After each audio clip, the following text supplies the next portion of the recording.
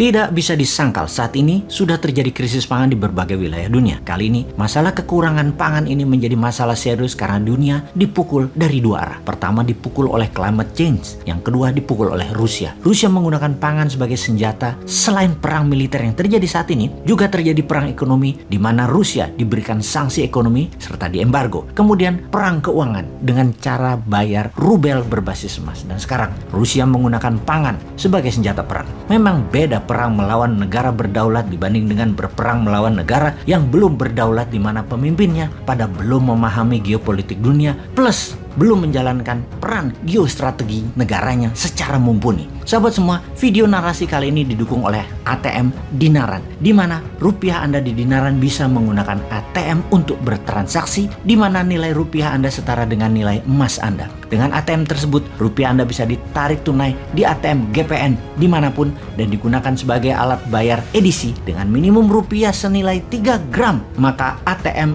ID Cash GPN akan dikirim ke alamat Anda dimanapun. Kembali ke topik utama kita. Rusia menggunakan food sebagai senjata perang atau lebih dikenal dengan food warfare. Sebuah fakta yang dihadapi saat ini di belahan bumi manapun, harga pangan meningkat naik tajam dalam beberapa bulan ini. Di beberapa negara, kekurangan pangan ini merupakan life threatening atau ancaman nyawa karena memang sudah sangat kekurangan, di mana diperkirakan di dalam beberapa bulan ke depan 300 juta jiwa di beberapa wilayah dunia akan mengalami kelaparan seperti di Afrika, Asia Barat, dan Amerika Latin. Dan kalau tidak ditangani segera dalam beberapa bulan ini, dunia akan mengalami masalah pangan dalam dekade ini. Untuk hal ini, tidak ada satupun negara yang bisa menyelesaikan masalah pangan ini sendiri. Yang jadi pertanyaan, apa penyebab kekurangan pangan ini? Ketika dunia saat ini terjebak dalam multi-front war atau beragam bentuk perang, ternyata penyediaan pangan menjadi senjata perang atau food weaponized. Salah satunya dengan menahan gandum, dan Amerika menuduh Rusia untuk hal ini. Gandum adalah makanan utama di berbagai wilayah seperti Afrika Timur, Afrika Utara,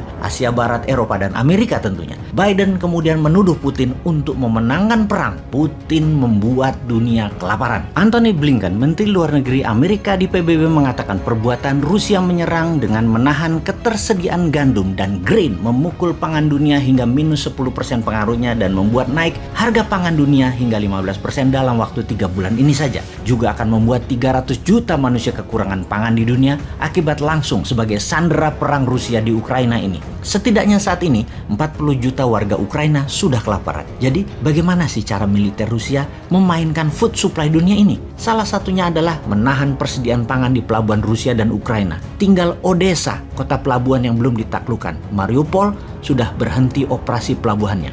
Kemudian membom seluruh jalan darat yang terkoneksi dari dan ke Ukraina. Rusia menarget 40 juta warga Ukraina kelaparan, di mana negara tetangga plus NATO terpaksa menyediakan pangan yang saat ini tidak ada stoknya. Ada lebih 28 juta ton gandum dan grain tertahan di pelabuhan Odessa dan Mariupol. Kemudian pabrik serta ladang gandum dan ladang grain terus dibombardir Rusia. Kita semua tahu 28 juta ton ini bisa untuk memberi makan 200 juta manusia dalam setahun di seluruh dunia. Sementara gandum Rusia merupakan penyedia kebutuhan 30% dunia, dan ini juga ditahan tidak dikirimkan ke seluruh dunia. Total penahanan gandum oleh Rusia dan grain oleh Rusia atau produksi Ukraina dan Rusia bisa membuat 400 juta manusia di dunia ini kelaparan. Dengan tuduhan Amerika dan Eropa atas tindakan Rusia yang mengakibatkan dunia kelaparan, apa jawaban Moskow? Sesungguhnya Amerika dan sekutunya lah yang disalahkan karena mengembargo dan memberikan sanksi ekonomi ke Rusia. Aslinya yang membuat food supply dunia bermasalah sekali lagi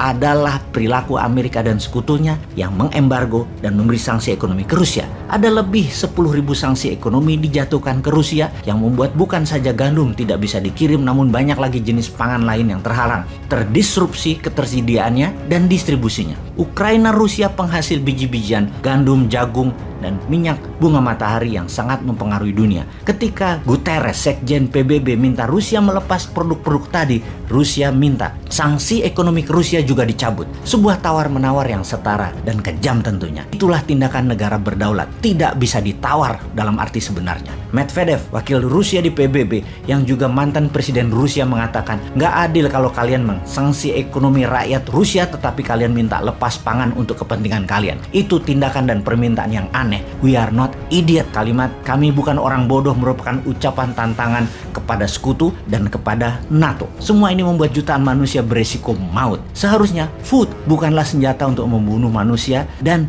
bukanlah senjata untuk jadi alat tawar dalam perang. Namun itulah yang terjadi saat ini. Disinilah pemimpin kelas dunia harusnya hadir, menyelamatkan pangan dunia. Karena mungkin kalau pemimpin memahami arti geopolitik dalam perang pangan ini dan kekurangan pangan ini, Indonesia sebagai negara bermatahari 100% dalam setahunnya di wilayahnya, dan juga wilayahnya mengandung air tawar lebih dari 90%, pupuk organik dari tumpahan Gunung Merapi, bisa menjadikan Indonesia kekuatan pangan dunia sebagai the biggest food country. Hal ini, sahabat semua, semoga pada paham.